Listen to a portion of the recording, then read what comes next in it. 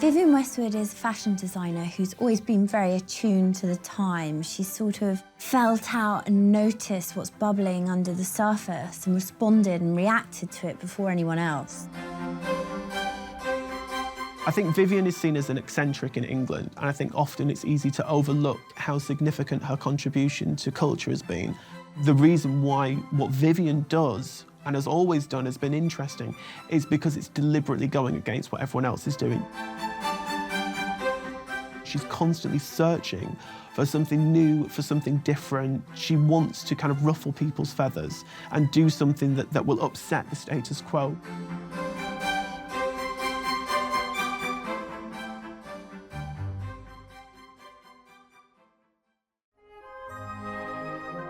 Vivienne Westwood was born Vivienne Isabel Swire in April 1941 in the village of Tintwistle near Glossop in Derbyshire.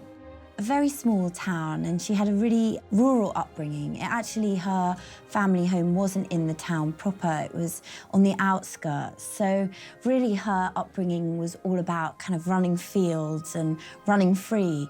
Her father was both a cobbler at one point in his life and also worked for a nearby factory. In 1958, Vivienne Westwood moved with her parents and brother to Harrow, London. She stated when she moved to London she was not a Londoner, so she'd grown up in this very rural area. She said she hadn't visited an art gallery, hadn't read an art book, hadn't been to the theatre. So it was a really interesting change for her to be so close to London, on the outskirts, but much more access to all these things. And initially, she had a real path of her life going and rolling. She actually married very young, 21, she had her first child, and she was training to be a teacher. Her first husband, Derek Westwood, they kind of lived together in marital bliss for a while, but Vivienne's nature was that she became incredibly bored very quickly. She wasn't, in her own words, she wasn't very interested in being chained to the kitchen sink with a screaming brat around her ankles. She wanted more for herself. She wanted to go out and explore the world. And she was very jealous of her younger brother, Gordon, who was then attending art college in Harrow and was mixing with a much more artistic, free-thinking set in the mid-60s. By 1965, she left Derek Westwood and petitioned him for divorce. It was in 1965 that she first met Malcolm Edwards, who would later become known as Malcolm McLaren. He was a friend of her brother's. He was really kind of very full of character. Her brother describes meeting him in the canteen at Harrow Art School and him just sort of relaying tales and things he knew. Very soon they developed a romantic relationship. And in 1967, her second child, Joseph Corey, who was named after Malcolm McLaren's maternal grandmother, was born, and obviously he was McLaren's son. At the end of the 1960s, Vivienne Westwood moved in with Malcolm McLaren and her young family. They moved into a council flat in Nightingale Lane in Battersea. Vivienne was so attached to the place that she stayed there through until the end of the 1990s, after McLaren left and when her company had become an enormous success. Vivienne had been attending teacher training college and got a job as a primary school teacher. She was the sole means of support for the young family. She made jewellery and was selling it on Portobello Road. And then as things progressed with McLaren, she started making him suits. At this point, they were very, very interested in sort of teddy boy, 1950s nostalgia. And you can see traces of that throughout her work, through her whole career. In 1971, there was a shop called Paradise Garage at the end of the King's Road at number 430. At Paradise Garage, there was a space in the back of the shop, and McLaren and Westwood approached the owner and asked if they would be able to open a retail space there. They said they could, and they founded a shop called Let It Rock. And what they did was outfit the entire place in a kind of recreation of 1950s Britishness. The shop in 1972 changed its name and it was called Too Fast to Live, Too Young to Die. In the name change, there was also a shift in the clothing that she was selling, moving away from the 1950s tailoring zoot suits to much harder sort of biker jackets, leather. The whole idea is that as the moods changed, as the inspiration changed behind the kind of aesthetics that Vivienne and Malcolm were proposing, they would rip the shop apart, rename the shop, redecorate the shop. So 1974, the shop went through another change called Sex, and this was very much bondage wear. Rubberware for the office was one of their catchphrases, and then again in 1976 there was the final name before the one that still stands, called Seditionaries. Malcolm said the name came from the need to seduce people into revolt. It's a combination of the word seduction and the word revolution. This was all in line with Malcolm McLaren's new kind of baby, his project, which was the band, the Sex Pistols.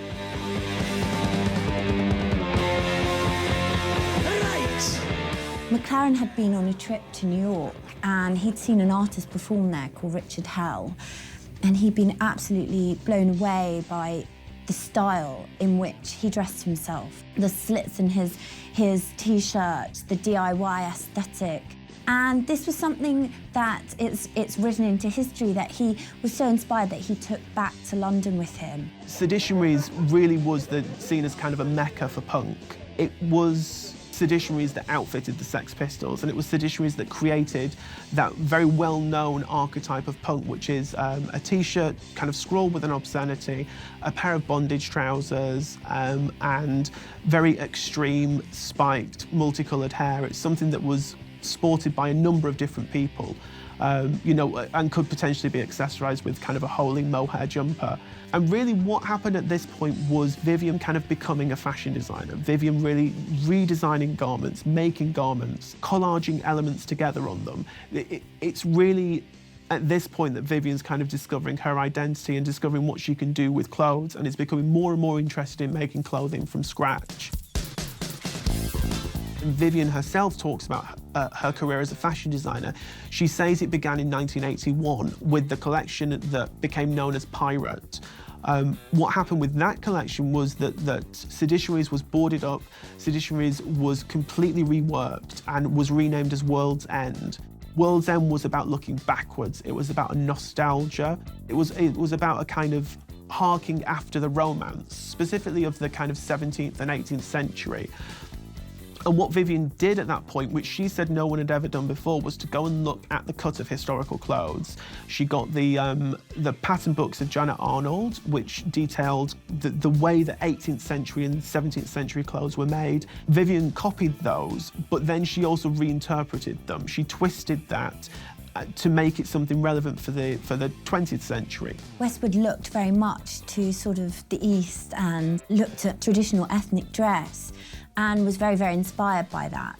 And in this collection uses interesting sort of rectangular pattern pieces, kind of stitching them together to get a shape that's really out of the ordinary. And it was really fresh, it felt very new. Again, big change from punk rock, it's always shifting. It was her first formal show on a catwalk, and incidentally the name Pirate was never included on any of the kind of publicity, the invitation, any of the publicity around it. It's the first time that Vivienne Westwood's clothes appear in British Vogue. In the very early 80s, there was a big shift to new romanticism, and this really, really caught on. And again, Westwood was really attuned and part of the zeitgeist. So she was moving with the tides. You see these kind of very overt, frilly cuffs, and that really kind of harks the change and shift in terms of how the new romantics went on to dress.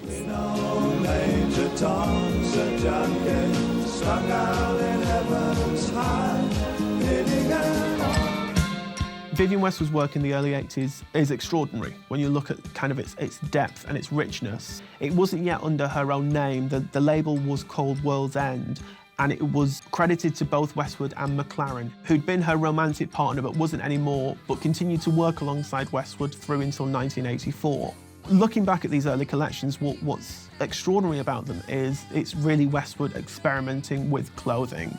Westwood experimenting with conventions of clothing and challenging notions of tailoring, notions of putting clothes together in a Western sense. There's lots of references to Oriental cutting, there's lots of references to kimono cutting. In her second catwalk collection, which was Savages, it was really exploring these ideas of kind of primitive clothing. She talked about kind of exploring tribes, looking at kind of African clothing, looking at ways that people who didn't know how clothes should be put together would assemble garments. Other collections were called names like Hobo Punkature, which referenced back to punk in terms of its distress, but equally kind of referenced the clothes of homeless people. And Westwood was exploring things like stone washing, acid washing. She would kind of wash clothes with dyes and with acid until they literally ate through the garments. Clint Eastwood, the collection was the first without Malcolm McLaren and sort of signalled in a new shift, and the clothes shown were very, very bright, interesting tailoring. It's the first time the Clint Eastwood bomber jacket was shown, and that again is a new experiment. So she was trying to explore the line that didn't have any of the same curves that a normal jacket would have. So none of the stitching or seams would be in the same place. So it's really quite experimental. What Westwood was doing at that point was influencing an entire generation of fashion designers. It was influencing, and it was really establishing London itself as kind of a centre of creativity. So the Mini Crini is inspired by Petrushka, which is a ballet originally performed in 1911 by Diaghilev's Belarus. You see the shape is very, very interesting. It's this very kind of rigid, formal crinoline, but very short. But there's also a great amount of historic references there, which she continued to research and use within her designs. After all that exploration, after this whole idea of going out exploring, Vivienne talked about those early 80s collections as the idea of getting off our island and going and exploring the world. Vivienne then became enamoured with Britain. The first collection really that kind of explored that was Harris Tweed, which was initially kind of stimulated by visiting one of the mills that still made Harris Tweed and by a textile salesperson showing her Harris Tweed, and Vivienne kind of falling in love with it for kind of the nostalgic illusions. What Harris Tweed also allowed Vivienne to do was to create a collection that explored English tailoring, that explored the notion of Englishness. I mean, Harris Tweed is Scottish, but it's an English sense that she's not using it to make kilts. When Vivienne talks about herself, she always refers to herself as English. She doesn't talk about British. She refers to herself as English, and I think there's an incredible Englishness to what she does. The fact that the Harris Tweed coats were based on the princess line coats that Elizabeth and Margaret wore was very much this reference to kind of English country life and to English royalty. After Harris Tweed, Vivienne began a series of collections that she called the Pagan collections. And what those collections were about was exploring ideas of kind of ancient Greece combined with the classicism of English tailoring. And she created, for instance, a collection called Time Machine, which was an homage to the H.G. Wells book. She created a collection called A Voyage to Cythera, which drew its name from a Watteau painting from the 18th century. Vivienne Westwood, dressed as Margaret Thatcher on the cover of Tatler, was something she decided to do because she felt that she had to say something, or she had to stand up and do something about Thatcher, who she deeply disagreed with politically. And she actually wore a suit that was meant for Margaret Thatcher and made by Aquascutum that Miss Thatcher hadn't picked up. So I'm not quite sure how Vivienne Westwood found this out or Tatler found this out, but they went and picked up the suit. That was what she was dressed in. She actually looks amazingly like Margaret Thatcher on this cover. But sadly, the editor was fired the next day when it went out because it caused such a storm. There was still this idea with Vivienne of attacking orthodoxy, of attacking an establishment. And the idea of this incredibly convincing image of Vivienne dressed as Margaret Thatcher, subtitled with "This woman was once a punk," has proved incredibly powerful. So in 1990, Vivienne Westwood won Designer of the Year at the British Fashion Council's Awards. Portrait in 1991 was an amazing collection that was inspired by artwork. She is a really, really keen visitor of museums and gallery, and especially historic portraiture. So inspired by Boucher, she created these works, her designs, that took influence from the paintings. The bit I liked best about it was that she had these amazing shoes which were built with a wooden platform that she said looked like the girls were standing on a plinth, that they just stepped out of the painting, the canvas. I think something about that really kind of sums up the attention to detail, and the concepts with her were always so fully rounded. Everything was so considered.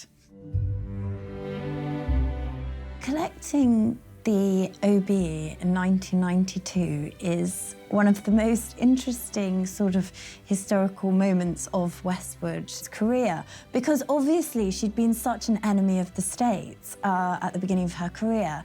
And then time and time again, she'd moved and shifted. God Save the Queen, the Sex Pistols, her dressing up as the Queen. She was actually imprisoned or arrested for that.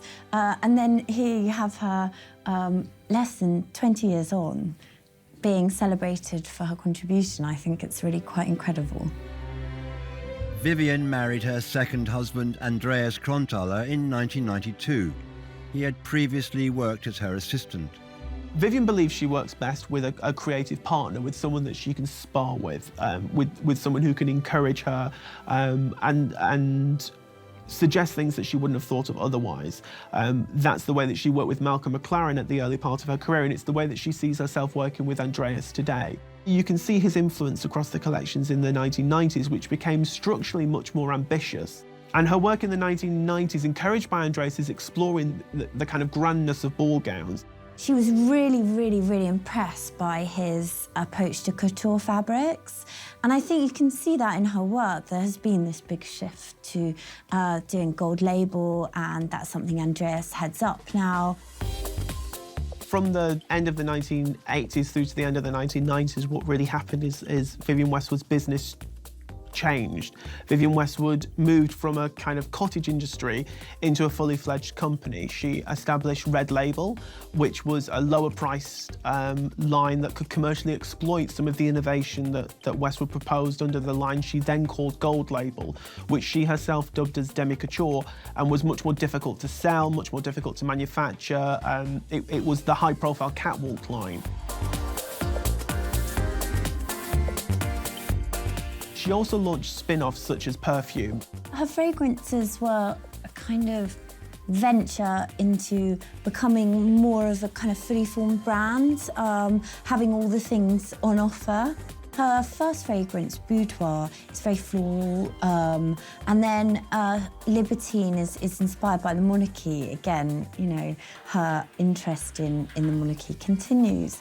What Westwood also did in 1996 was launch her first menswear collection. She toyed with menswear before. There had been menswear in her collections throughout the 80s, and she presented a collection called Cut and Slash at Pitti in 1990.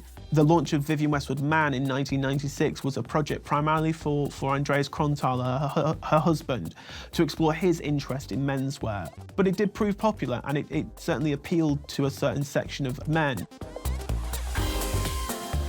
So by 1999, Vivienne Westwood has opened a store in New York and also launched a new line of cosmetics, bath products called Coquetterie. The ethical fashion collection was an initiative that she worked on with Kenyan workers, and the things that were made have been really, really successful. I think she's in her 5th or 6th year working with the ethical fashion initiative, and I think she's a real dedication to sort of environmental change, and so I think obviously working conditions really, really important to that. She did a Jubilee capsule collection that was inspired by gowns that had been worn by Queen Elizabeth throughout her reign and her life. It was a series of beautiful dresses that took these inspirations, but then, of course, making them her own. Really what Vivienne's interested in now is this idea of environmentalism, of ecology. Vivienne's really interested in the notion of buying less and buying well. A lot of people see that as kind of antithetical to a fashion company, but obviously Vivienne's argument is that if you buy clothes by her, they're made out of better fabric and they're better made than other designers' clothes. So you can buy less as long as you're buying from her. She's said that if she had her time over again, she'd like to be an eco-warrior. Really, she has been doing so many projects that focus on fracking. She is very, very against fracking. She criticises the environmental approach of various governments and really the similarity between what she's doing now and what she did in the past is that she's using her clothes as the billboard. Her career has been so varied and so impressive. I think her legacy's already sort of going. I can only imagine what it might be in years to come. Ultimately, the legacy of Vivienne Westwood is that after Yves Saint Laurent, she's probably the greatest designer of the late 20th century. And really the interesting and important thing that she has done, which no other fashion designer has been able to equal, is the fact that she's broken out of the realms of fashion and that she's actually influenced a wider shift in aesthetics, in approaches to design, in approaches to visuals across all different elements. And there isn't another fashion designer that has done that. There isn't another designer working in fashion today that has influenced culture outside of the realm of clothing. That's really what Vivienne's done, and that's what her legacy will be, that she broke free of fashion and helped to redefine it.